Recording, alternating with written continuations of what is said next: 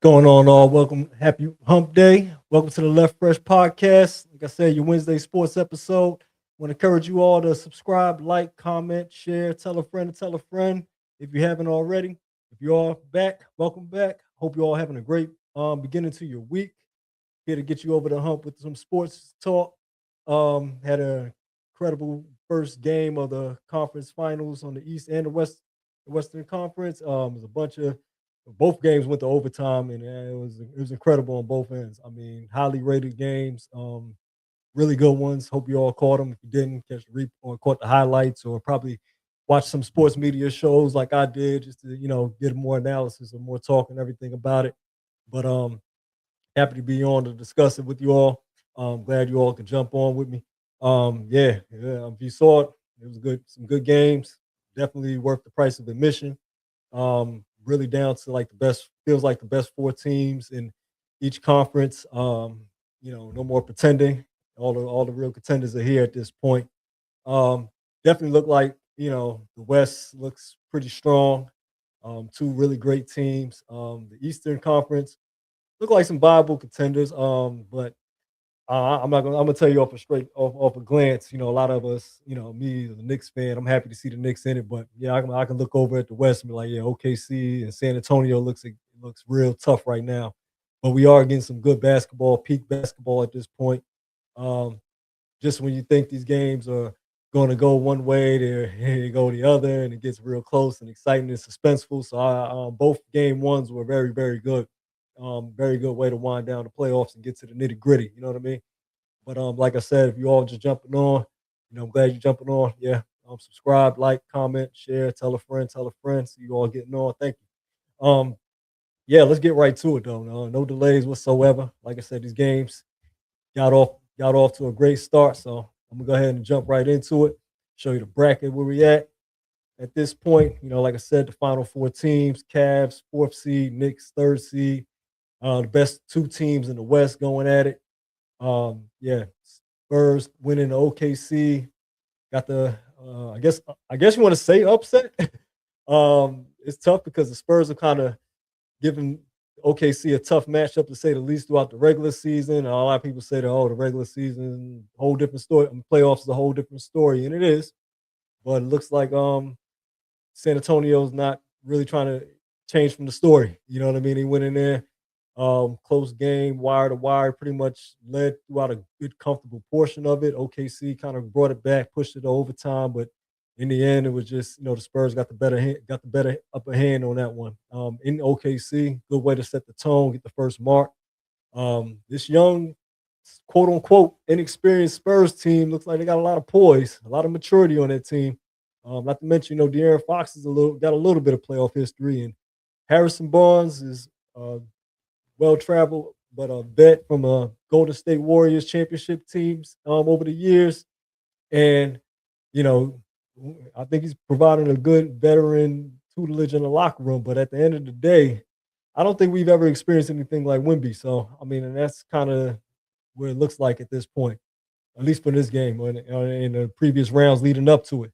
The Knicks last night, made an improbable 22-point comeback with 8 minutes left in the fourth quarter. Um, they look done. I mean, they look done. It came out good, and then Cleveland just got hot, and the Knicks got cold, and it looked like it was just looking bad. Madison Square Garden completely just looked silent. It was just in complete disbelief, like what's happening, and then all of a sudden, the Knicks turned it on, and Cleveland didn't adjust at all, and just I mean, it's crazy. I'm still in disbelief that, it was a big blow. I mean, I'd rather the Knicks win comfortably without putting everybody off, having everybody write them off being down 20 points. But I mean, a win is a win and a comeback is a comeback, and a collapse is a collapse on the Cleveland end of it. So how they adjust to that is going to remain to be seen. But yeah, let's get to the OKC game. Like I said, the Spurs finished the game two overtimes. Correct me. Yeah, I mean, it wasn't just overtime, two overtimes. Um, yeah, San Antonio up 1-0, 122 to 115. Alex Caruso had like 31 points. SGA kind of had a rough night and everything like that. Not his typical numbers, but it was Dylan Harper stepped up big without De'Aaron Fox. De'Aaron Fox is out for game 2 tonight as well. OKC definitely in a must-win situation tonight. It's definitely going to look, you know, back against the wall already. I mean, you cannot, go down 0-2. You can't just completely just lose all your games at home. So yeah, San Antonio definitely put the pressure on them on this one. Definitely got to respond. Chet Holmgren definitely under pressure at this point. And the crazy thing is like, this is the night that SGA was coronated for his second straight MVP award. Yeah, congratulations to SGA. Wemby and the Spurs had a hell of a way to congratulate him, but nevertheless, his second straight MVP. Short list of players who have done that, and Wemby came to put a damper on it, but nevertheless, we're not going to take away from the actual accomplishment. And if you look at the list of back-to-back MVPs, you got SGA adding himself to the list with Nikola Jokic and Giannis Antetokounmpo. That's 6 MVPs between the three of them, which pretty much sums up how international players have been bringing home the MVP awards over the past consecutive years in this decade. Yeah, 6 awards between those three. Giannis did it, went back to back, had a Defensive Player of the Year award to go with it, with one of them. Nikola Jokic, he has 3, and getting back to back, of course. Steph Curry had the unanimous MVP. Had the unanimous MVP season for one of his back-to-back 2015 and 2016. Won his. LeBron James won back-to-back twice. Steve Nash for his years. A lot of people still fighting back and forth online about Steve Nash's. Tim Duncan back to back, of course. Of course, MJ went back to back. Magic Johnson, Larry Bird, Moses Malone, Kareem Abdul-Jabbar, Wilt, Bill Russell.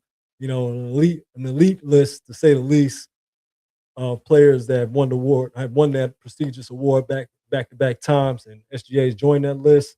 As you see, he's the only shooting guard on that list, and a lot of people are having those discussions about where does he rank amongst the best 2 guards in the league, if not one of the best players, of course. But of course, shooting guards of history. Yeah, there's a lot of controversy now that he has 2 MVPs to boast, and they bounce back and make it out of this series, and hopefully they don't beat my Knicks in the finals. But if they win back to back rings, it's gonna be a lot of uncomfortable conversations.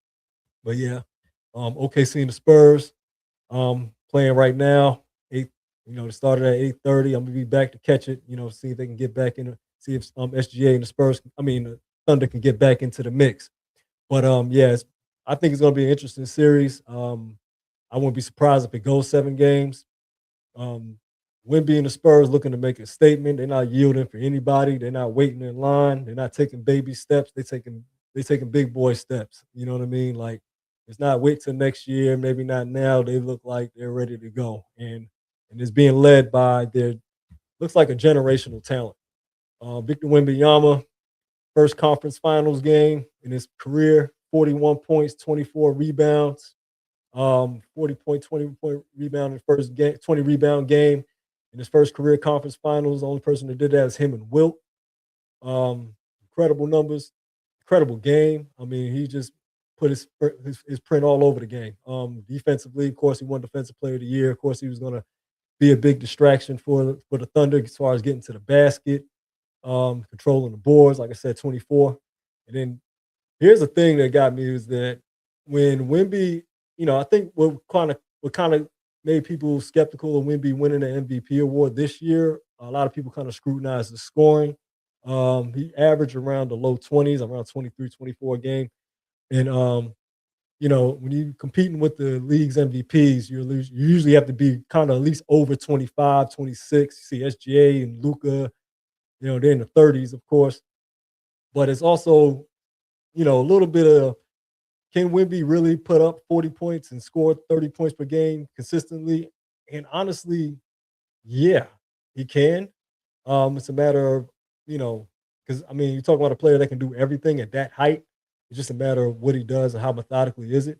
I would still say even at this point, he could probably still use like a go-to move, a jump hook, something simple that, because when you're at that size, you really can't be stopped. And, him either layups or threes, you know, he can really do anything on the court. I mean, honestly, with that size, like I said, he got the ball handling skills. He got the back to the back. I mean, he's not really a big girthy player, so he's not really just bullying people in the paint, but he's got that type of height where you could just turn around and shoot right over them. So seeing him score, the way he did, take over the game. Like I said, Dylan Harper had a big night too as a rookie. He had like 7 steals. He has, Stephon Castle played great defense as well. But not taking away from the supporting cast by no means. But Wemby had an historical night for a franchise player, especially at this age. We think about the great players having great runs early in their careers. You think about, LeBron's or how far MJ can go when he had help. And, you know, Wemby has a good team around him, good pieces in place. But these pieces are not even, they're still in, this is a team that's really supposed to be still in the oven. It's still supposed to be cooking, and they're not waiting for anybody. I mean, even this team at this point can compete with anybody. So it's going to be scary to see them. It's going to be scary hours next season and maybe even beyond. Because, I mean, it looks like this core, a lot of these core are still on rookie contracts too. They're still affordable salaries to keep together. But yeah, Wemby's impact on the game. I mean, here's another just a illustration of his impact. OKC, without him on the floor, shot 58%. With him on the floor, shot 36%. Huge differential. That means, everybody knows how much Wemby can deter shots at the rim. But I mean, that's a graphic illustration of how much of a drop off OKC, struggles when Wemby is on the court as far as getting to the basket. I mean, SGA even struggled getting to the line. I mean, SGA picked it up towards the end of the game. Fourth quarter, he picked it up towards the end of the game. He got some tough shots. He got some tough lay-ins over Wemby even. I mean, he still found a way to beat SGA. Even though Wemby got the better of the game, SGA picked it up late in the fourth quarter. Looked good out there at the end. I mean, he had a rough night, throughout the course of the game. It kind of reminds me of when David Robinson won when the Admiral won the MVP award, and the game right before in the Western Conference Finals against Olajuwon, and Olajuwon went out there and cooked them. I mean, of course, they're not playing SGA and Wemby not playing the same position and everything, but it gives me that feel like a player that was determined to win MVP takes it personal and goes out there in OKC and puts up a historical night like this. So Wemby's definitely got that dog in him. I was one in the beginning of the season. I always said, even back in October when ESPN released their top 10 players in the NBA, I said on another show that, Wemby, top 5 may be too low for him even starting the season. And it's like, I know the formalities, wait a little bit, wait till he proves something, wait till he does this. But even at the beginning of the season, it was hard for me to think of somebody that I would pick over Wemby. SGA, Jokic, they were both fighting for the best player in the league. And it's like, oh yeah, I know they're proving themselves, and Wemby's still young and everything. But it was just a matter of time to see, to me, like, if he lives up to the potential, yeah, there's no debating that he's the best player in the NBA. And I think the formality period has expired. When he had a great series against Portland, we were saying, okay, well, that's Portland. They're a playing team. That's not necessarily that's not the big leap yet. Then he goes into Minnesota. Ant-Man's a little banged up, and we know, yeah. Minnesota was a 6th seed. It got the upset over a Denver team that was supposed to be the trouble that San Antonio was supposed to run into. Denver was the team that was supposed to either knock out San Antonio or at least push them to see what San Antonio was made of, and they didn't even get that far. They couldn't even make it past Minnesota. And that same Minnesota team went to get San Antonio and pretty much got dismantled. I mean, one game they stole game one. Victor got ejected for another game. The rest of San Antonio just dominated them. I mean, Minnesota tried to play the physical game, try to bully them, try to be the experienced veteran team and try to just push them around, and they got abused at the end of the day. They got abused. San Antonio wasn't going for that. This is a young, athletic team that plays defense. And even the biggest worry for me about the Spurs is their perimeter shooting. Can they hit consistently from the perimeter? I think they had a great game one, and it was still pretty tight. But can they hit from the perimeter? Can OKC hit from the perimeter as well? I mean, I think the team that has the best shooting from the perimeter is kind of going to have a better shot at winning games in this series. But yeah, I think Stephon Castle, Dylan Harper, the bench crew, Keldon Johnson, Vassell. They got good parts around Wemby as well, but that just, Wemby ties it all together. Like I said, you can see the differential on the defense when he's not on the floor. He brings all of that together. This is a team that's really supposed to be really too young to make the type of impact they're having. And right now, they just struck a blow on the reigning champs in the conference finals. And they're a scary team to beat if they make it past the Thunder. This is a scary. I mean, this is already a scary team, but this is a team that can very well close the deal. And I'm not saying that to count out SGA and OKC as well, because it was good organized chaos. Hoping the series goes 7 games. Yeah, I don't see this series, being decisively going one way or the other. Like, I don't know if this is. I don't see gentleman's sweep. I think that OKC can get get some get back tonight. Um, Going back to San Antonio is going to say a lot. Yeah, Victor got OKC's got some adjustments to make because I don't think putting Chet on Victor is going to work. Um, Victor takes it personally with Chet going all the way back to amateur, USA and Olympic international ball. Um, and he wants to take Chet hard out every chance he get. Chet did make a great weak side block on the last attempt at the end of regulation on Wemby, but you know everybody's looking at Chet. You got to step up to that smoke. You got to step up to the smoke. Wemby's not ducking no smoke. They don't need without you. At least throw Hart. They got to have to probably throw Hartenstein at him, and even then, it kind of opens up for everybody else. Also, they're gonna have to do something about Dylan Harper too. Caruso, Case and Wallace, that defensive crew. Dylan Harper can't go off like that. Honestly, I'm gonna be honest with you. That's pretty much the X factor because I don't really see them really stopping Wemby. The only person that can stop Wemby is an off night from Wemby. But they definitely got to put some coverage on Dylan Harper. And Dylan Harper looks seasoned, like he's played in the league like a couple years in. He does not look like a rookie. But they did get a lot of turnovers on Stephon Castle, even though Stephon Castle played great defense on the other side. But without De'Aaron Fox, this is definitely more of a must-win for OKC because we don't know when De'Aaron Fox is going to be back, and that's just going to probably add more to it. So OKC has to capitalize on De'Aaron Fox being out. San Antonio can't just walk out of this. San Antonio looks hungry though, man. I mean, I'm gonna be honest with you. I mean, they don't look like a team that's scared of the moment, running away from the moment. You got rookies and a young leader right here that looks like, hey, they're ready to go right now. But yeah, we're gonna circle back to, San Antonio and OKC. Like I said, game is on right now. Watching the hope you all are watching it while you kind of tuning in and everything like that. But yeah, this is definitely going to come down to It's going to be critical. And SGA has to make all the shots. That's the tough part. Right now OKC is up by 7, 48-41 in the second quarter. It's still pretty tight. I mean, 7 points is 7 points is really much of nothing these days. You know what I mean? Like you're not really getting anywhere with 7 point leads. So especially on a team like San Antonio that can force droughts and tough to get to the basket. Yeah, I mean, he started picking it up towards the later of the game. They're going to need somebody else too. Chet's going to have to step up.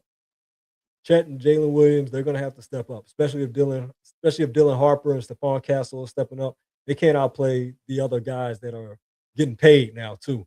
OKC got two other big salaries they just paid, big extensions they paid out to Jalen Williams and Chet Holmgren. You got to step up. You can't let these young boys, second year, first year guys, get after you. But yeah, we're gonna move on to the probably the most dramatic game. Well, this one was pretty dramatic. Went double overtime. I'm not gonna take nothing away from it, but this one right here, the Knicks, after being down 22 points, 8 minutes left to go in the fourth quarter. I mean, game was just about all but over.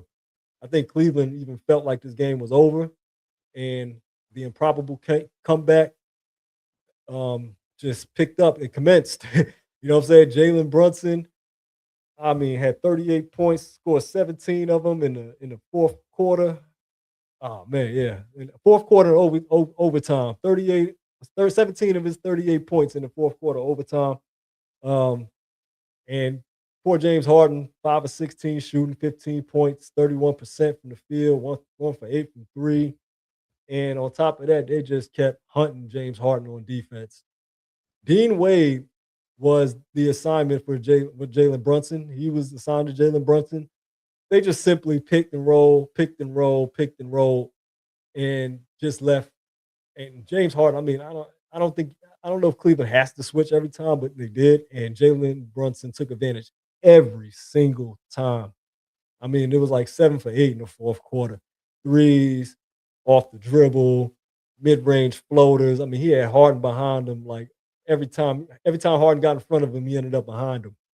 And Donovan Mitchell had a hot night. I mean, he was shooting lights out. I mean, he was killing us. And they just stopped giving him the ball. I mean, it was almost like ISO ball, James Harden. I always said Evan Mobley, if he can be consistent, the Knicks can be in trouble. Didn't get enough from Evan Mobley for me to be afraid of as a Knicks fan. And, you know, like I said, Donovan Mitchell came in there cooking.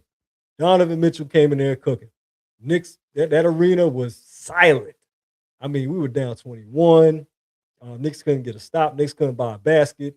And then all of a sudden in the fourth quarter, when it got critical, when the Knicks needed it the most, because I mean, it was almost like a lost cause. And then, even when it got back close, you was thinking like, Cleveland got to get a bucket at some point to, Cleveland's offense went cold. And it's like, Donovan Mitchell was, disappeared, as everybody said. All the analysts and pundits are talking about Donovan Mitchell disappearing. It was like Harden kind of went to ball dominant, tried to take over the game mode, and he couldn't buy a shot. Meanwhile, on the other end, Brunson was just taking him off the dribble. And it was just like, I'm looking like, you got 36-year-old James Harden. I mean, almost played him off the floor. I mean, everybody was kind of asking, why didn't Coach Atkinson for the Cavaliers call a timeout to slow the momentum? Why didn't he make a switch? Even worse come to worse, at some point, you almost got to sub James Harden out. He was a liability on the court. I mean, they were just literally targeting him. And the funny thing about it is they asked Mike Brown about it, and he didn't. He said, "There's no secret. We were attacking Harden." It was just like in plain quotes for the media to hear. Like, and in fairness, he was saying, "Hey, look, they were targeting Brunson on defense. Jalen Brunson is, it's no secret that everybody tries to target Jalen Brunson. Even Karl Anthony Towns used to get targeted on defense. The Hawks had success early in the first round doing it." And, Jalen Brunson was getting exploited, playing against CJ McCollum in the first round. Everybody thought the Knicks was out. A little dose of Cleveland's own medicine. I'm going to be honest with you. When Donovan Mitchell was on the move and, the Knicks were close to getting him and Jalen Brunson was on the line as well, I was saying they better not get them together because that backcourt is going to be a defensive liability. And Donovan Mitchell ends up in Cleveland, which had Darius Garland, who was also a defensive liability, and they traded him for James Harden, who's a defensive liability. So that backcourt is not very friendly to defending guards. Like I said, Dean Wade, they try to make him defend Jalen Brunson, but that kind of just opens it up for everyone else. And then with Jalen Brunson not being the primary ball handler anymore and just a whole bunch of ISO ball, which is really the relief, that is really, really, really helping the Knicks as well, with Cat being the primary ball handler and everything. So, it kept Jalen Brunson fresh, throughout the game. The Knicks were struggling and looked bleak and everything like that. But, at that point, though, you're still looking and it's like, Jalen Brunson is still fresh. Come fourth quarter, he starts picking up, and Cleveland just did not respond, didn't make any adjustments. I mean, it was kind of hard to watch. I mean, if you're a Cavs fan, I mean, you're watching a 22-point lead disintegrate. And then, like a lot of people said, this is a game one. This is a game fresh off a 7-game series, and Knicks were pretty much rusty in the first half as well. You got to really capitalize at that point and steal this game. And that was their chance. And it's like now the Knicks is awake. The Knicks is awakened, and the Cavs just kind of, hopefully they can bounce back. I mean, not hopefully. I mean, I want us to crush them, but for their sake, hopefully they can bounce back because, in a sense, this is a team that bounced back from, the series against Toronto. They bounced back from the past series against Detroit. And, they do got, you don't want to just count them out because they do got grit. But at the same time, you wonder if um, you know, that that's a gut punch to lose a lead like that. I mean, I know it's on the road and you almost stole one, and it's like you still got home court, but a win is hard to get. Beating the team 4 times in a playoff series is tough, and losing a game you should have won, that's going to be the game that comes back to haunt them. If this series even goes 6 or 7 games and the Knicks pull it out, yeah, that game, this game one is going to sting. And I'm glad it stung one way and not our way. But you know, shout out to the Cavaliers fans. Pardon the jokes and everything like that. Hope you all okay. But you know, I'm hoping for my Knicks to give your team this work, and that's kind of where it is. And hate to break it to you like that, but yeah, this is a tough series I think for Cleveland as far as that backcourt. Um, Jalen Brunson not the best defensive player, but we got wings we can switch on him. You know, one of the things that they're not scrutinizing Donovan Mitchell about hard enough is what about his defense? I don't think Donovan Mitchell's defense, like I said, that backcourt defensively is a recipe for disaster in the postseason. And it's tough on Evan Mobley because he's a great defensive player. Jared Allen, those two are good rim protectors, good big men in the middle. But you got guards that are getting cooked. And when you got Jalen Brunson out there, I mean, listen, I can see a game or so where Jalen Brunson and I can see Donovan Mitchell going back and forth, having one of those great star duels. But at the same time, I can also see, you know, Carl Anthony Towns facilitating and everything. And plus, he's also a good shooter as well. So that pulls Mobley away from the basket, which makes it a lot tougher for Cleveland as well, with those guards being defensive liabilities. So, as a Knicks fan, I like our chances. Hopefully, we can keep it up. Um, you know, I don't mind seeing a good series as well, though. I like good competition as well.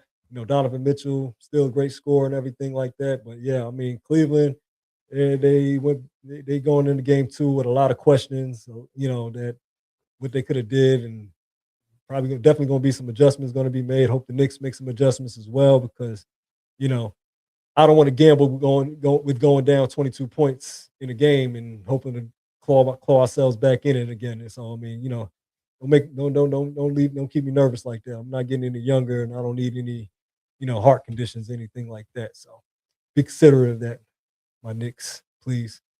But yeah, um, first 2 games, like I said, nonstop excitement. Definitely appreciated it. It's getting down to the nitty gritty and everything, and you know, definitely looking forward to the rest of this series. Hopefully, the Knicks can make that big run. I mean, because come on, the NBA is in a great place when the Knicks or a big market is in the finals. I mean, in San Antonio, OKC, those are 2 small markets. You need a big market to and if Wemby does make it past the Thunder, imagine Wemby playing New York in the finals. I mean, that's big time. Can you imagine that is box office?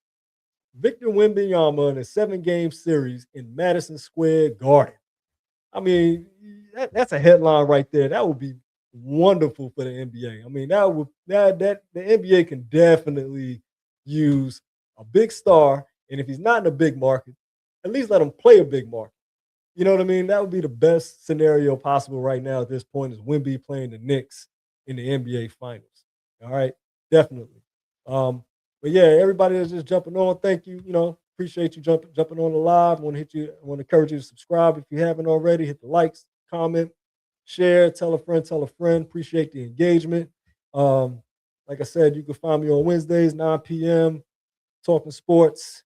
Saturday, got the hip hop episode, 10 p.m. Find me on Instagram at This Is Left Fresh. You can find me on TikTok at This Is Left Fresh. And, you know, right now we're in the midst of a great NBA season coming to an end. Getting ready for a great off season. Like I said, SGA won the big MVP award. We had some other awards being handed out as well. We had the All NBA Rookie First Team. All of these players pretty much looks cut and dry, well deserved. You got Cooper Flag, of course, the Rookie of the Year. You got Con Kneppel of the Charlotte Hornets, Cooper Flag of the Dallas Mavericks.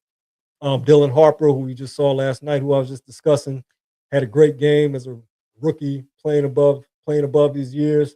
Son of NBA son of NBA champion Ron Harper for the Chicago Bulls, playing along the legacy, playing really well.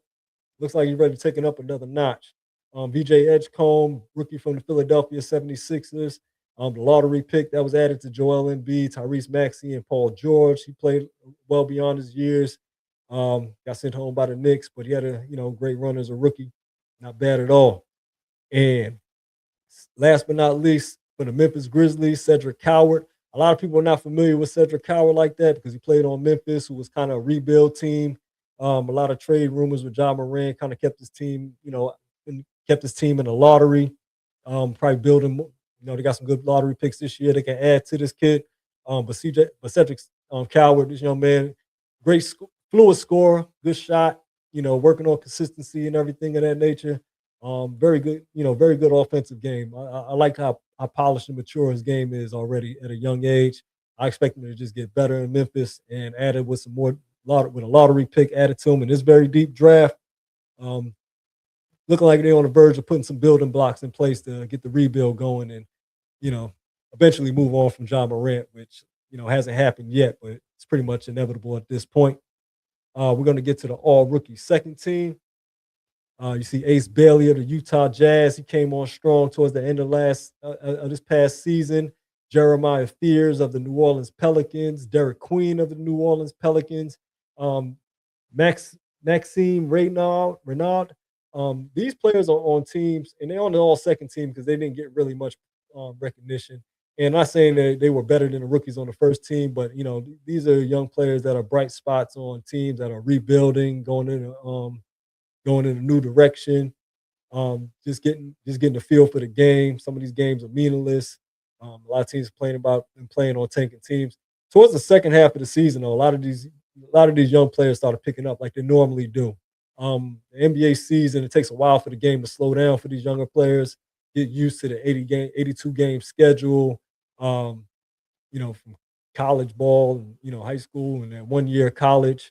NBA's big boy league, get used to the conditioning and the grueling schedule and everything. And then towards the end of the season, you start seeing the really good ones start picking it up and having big nights.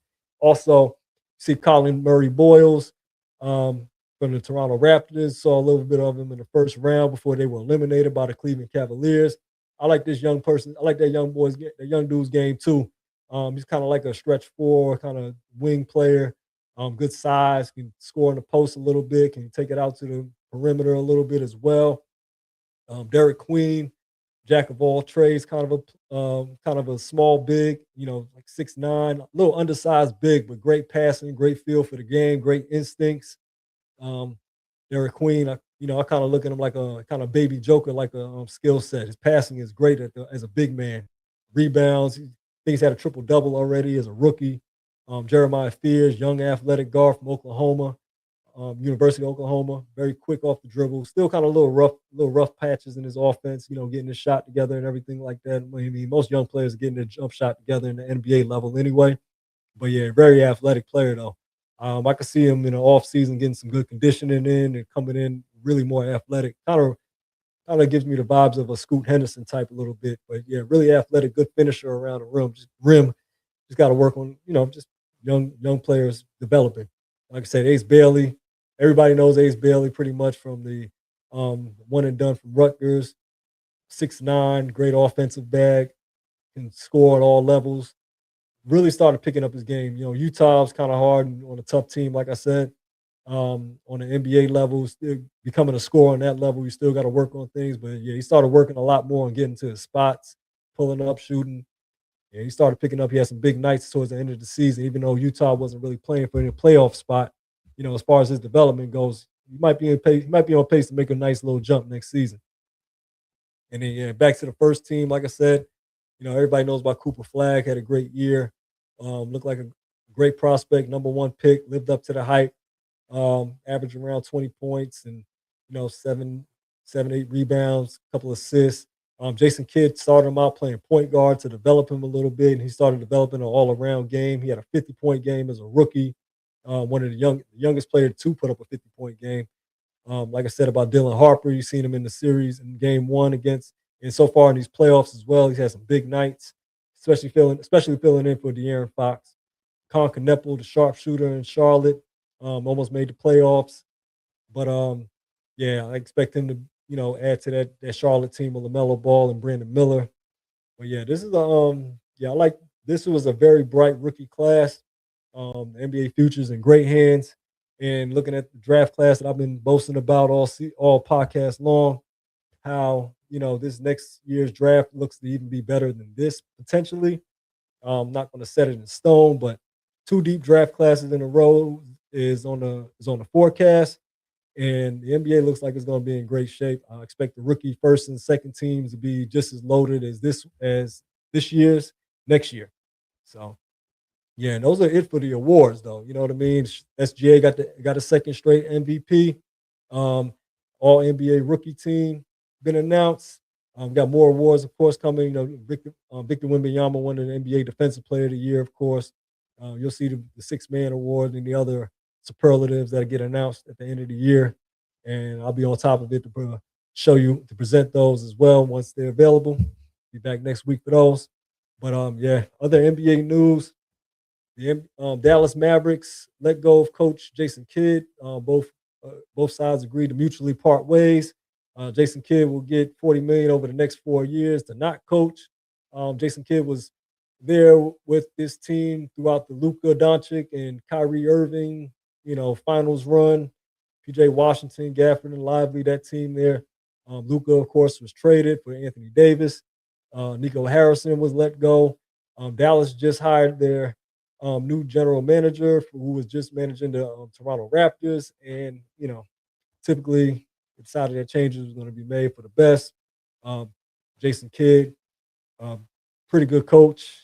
I expect him to find a couple of openings around the NBA already. I think Orlando has an opening as well. Keep an eye out for that. Um, but there might be a couple other teams out there that maybe rebuilding teams that could use the Jason Kidd. But yeah, he I don't expect him to be, looking for a place to coach too long before somebody makes an offer to him, unless he doesn't want to coach. But I think Jason Kidd is definitely going to be highly sought after. So, like I said, good coach. Changes being made in Dallas. The rebuild continues, and yeah, Jason Kidd moving on. In other announcements, it was reported by Jake Fisher, pardon me, that LeBron James has zero interest in signing a veteran's minimum deal this season. Coming up, LeBron James' contract expires with the LA Lakers, and it is talk, of course, speculation that he will renegotiate coming back to the Lakers or possibly signing anywhere else as an unrestricted free agent. So everybody's playing around with these possibilities.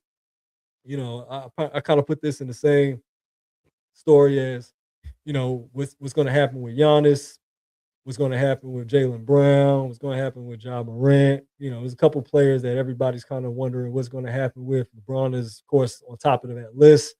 Um, I'm not budging away from my stance that the big surprise could be he could very well retire. I mean, I don't know, that's completely off the table. I think everybody has farewell tour in their mind. Um, I still have farewell tour in my mind as well. I'm not going to leave my comments to myself. Yeah. Um, I'm not denying anything that he would sign somewhere else or he would take the farewell tour, but I'm not close to the idea that this, could be the very well the sign of the end. Um, and if the Lakers, I don't think the Lakers. When I seen this report, I said to myself, I don't think a veteran's minimum was in the works in the first place. I don't think it would ever have to get that low, for LeBron. I mean, he's definitely outplaying the minimum. He's outplaying the mid-level exception. I mean, you really, other than age, you really don't really see anything that warrants paying him, the typical max salary you would pay any other superstar player. But in this case, this is about roster construction. This is not about LeBron's value. This is about roster construction. The LA Lakers already have their star player in Luka Doncic. Um, he's already on a big salary. LeBron on a big salary limits how much this team can get better around him. Um, Somebody said, I think Colin Cowherd, I think a couple other media personalities said the same thing. If you're not going to take the minimum, then you're kind of closing the door on the maximum of beating the Spurs and the OKC Thunder in the playoffs next year. And I mean, like I said, I'm not sure a veteran minimum has to be that low. I mean, he was making 50 million, over 50 million a year this past season. I mean, 30, 40 million. I think another team could possibly pay him. But then at the same time, you're going to ask the same question. How much does he have to elevate in order to win? I mean, it's kind of the inevitable balance in today's collective bargaining agreement with all these tax aprons. Um, who you're going to get and how much you're going to pay them. The Lakers already, they're not in a tax apron state, but they can't take on anybody that's going to put them over a tax apron either. So I mean, you know, it's not about LeBron's value. It's about roster construction. And if LeBron, for whatever price, can get you to the finals or get you to a ring, I mean, that's what the Lakers' expectation is. I don't think the Lakers are looking at paying $50 million for a farewell tour. Luka Doncic is already missed the postseason, and this is kind of like a year and a half since they had him. And I know you're thinking, oh, they got plenty of time. No, you don't. No, you don't. Windows. You don't have enough time you don't have as much time with Luka. The Lakers don't have as much time with Luka as they think they do, and the window with Luka and LeBron is definitely pretty much non-existent at this point. So I mean, thinking ahead, the Lakers. If what happens if they can't reach a deal or negotiations with LeBron? I mean, LeBron walks. Where's he going to go? I mean, Cleveland's over the second tax apron right now. Like Cleveland has to win this year as well because they're over the second tax apron. I mean, even if they let Harden walk, they're in a tough spot. So, I mean, and then Donovan Mitchell's up for an extension as well. So, I mean, the options are really not that plentiful for LeBron as, sports media likes to make it out to be, or as conversations and discourse in basketball like to make it out to be. All these different teams. I still keep hearing Golden State.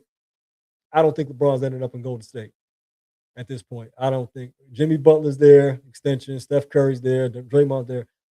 I don't think they can add anybody to their roster. A lot of the teams that LeBron possibly could go to that everybody's bringing up is pretty much middle of the pack. A younger team doesn't need him. I mean, look where Trae Young ended up. And this is a player that, Trae Young is a player that wasn't perfect by no stretch of the imagination, but this was a star level player that could have went well with a lot of different stars, but ended up on Washington, who just had cap space for him. There's even, like I said, and it reverberates down to the rest of the league. When we look at where Giannis is going, where's Jaylen Brown going if the Celtics trade him? I mean, anywhere you trade him, it's probably going to be lateral moves. I mean, you can trade him, you can move him around to see if something else fits better, but the team is not getting exponentially better, especially if you're middle of the pack, especially if you're a team that already won a ring in this decade. The Lakers, the Bucks, the Warriors, the Nuggets, the Celtics, and soon to be the Thunder.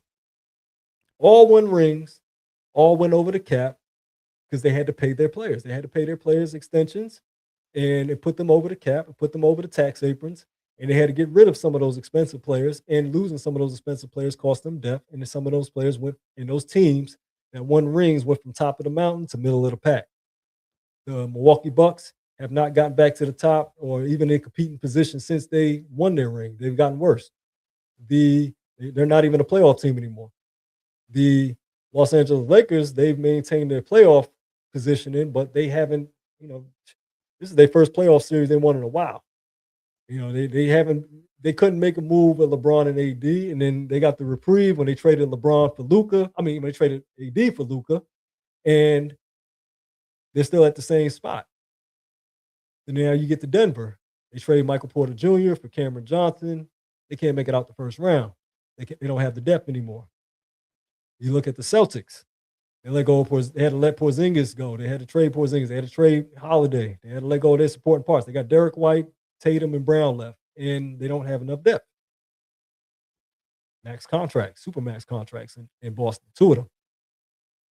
So now here we are, OKC. SGA just got paid. Holmgren Jalen Williams, you know, what is OKC going to do to combat these salaries from keeping them over the apron and costing them the depth that they have? Because the key to OKC is their depth. Outside of SGA being a all world talent, when being one of the best players in the NBA, he also has a good bit of help on a pretty deep roster as well. And with your three best players getting big max contracts, it's going to be hard to keep the rest of that depth in today's CBA.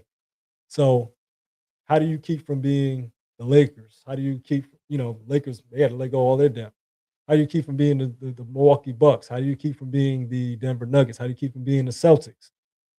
Well, you don't trade for Giannis. You don't do that. I seen trade rumors about Giannis going to, being traded for Chet Holmgren and being traded for Jalen Williams or Chet Holmgren, just to make the contract.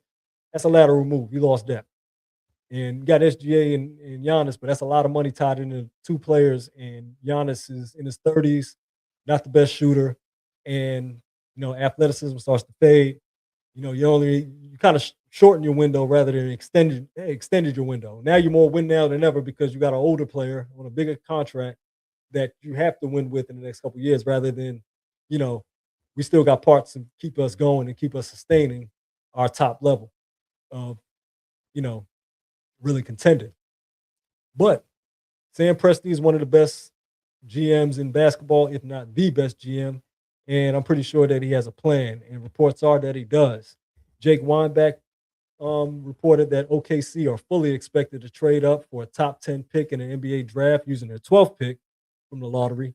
One of those picks they got via trade.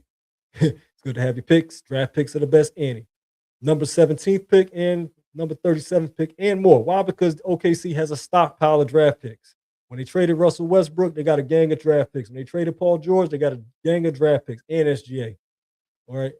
They don't wait. They trade while their superstars or their stars market is at a trade value is at a high, and they don't wait till it gets too low. They move them, and the best ante you can get in a trade when you're moving on from really good players is draft picks.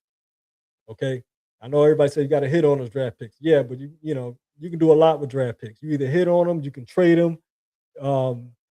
I wish my Knicks had a draft picks right now, just in case we didn't win and we had to make a move. I'm not really too privy on making a move for an expensive superstar like Giannis, but even if we did have to make a move to upgrade, we don't even have the draft picks because we traded them all for Mikal Bridges. So, you look at teams like Orlando, they traded all their draft picks, but they traded 3 of their draft picks to get, I want to say 5 of them for Desmond Bane. Traded 3 of them for Desmond Bane. Trading those type of picks, for a star that's like a win now move, you pretty much got to win a championship. If you don't, your rebuild is going to take a hit. OKC, even while they're winning, still got picks to just keep on building. There's no need for them to trade for a star player. There's no need for them to trade for a supermax contract when their best players are getting too expensive to keep anyway. All right. And especially if they trade them to the top 10 in this draft. All right. They get in the top 10 and they slip up and get a Caleb Wilson, a young power forward, stretch 4 with athleticism. And, if they got to move on from Chet Holmgren, they can move forward with Caleb Wilson on a rookie contract deal. A young talent. If they move up, they hit on a pick. They got another young talent on an agreeable contract on a roster that's already competing. That is a scary thought. And that honestly is why Sam Presti, if they execute it and they pull it off, he is elongating his run as the best GM in basketball. This is the man who put together the original OKC team. I know it's a lot of criticism for trading James Harden, but at this point, lesson learned, redeemed, rebuilt. Definitely one of the best, definitely the best GM in basketball, probably one of the best, operating guys since Jerry West, late rest in peace, Jerry West. But that's pretty much the NBA news at this point. It's going to be an interesting offseason. Like I said, I don't think OKC needs to trade for any big time star like a Giannis, anything like that. I don't think they need to do anything like that. Just keep their depth. You got SGA at a high level. You got a 2-time MVP. Just keep the depth.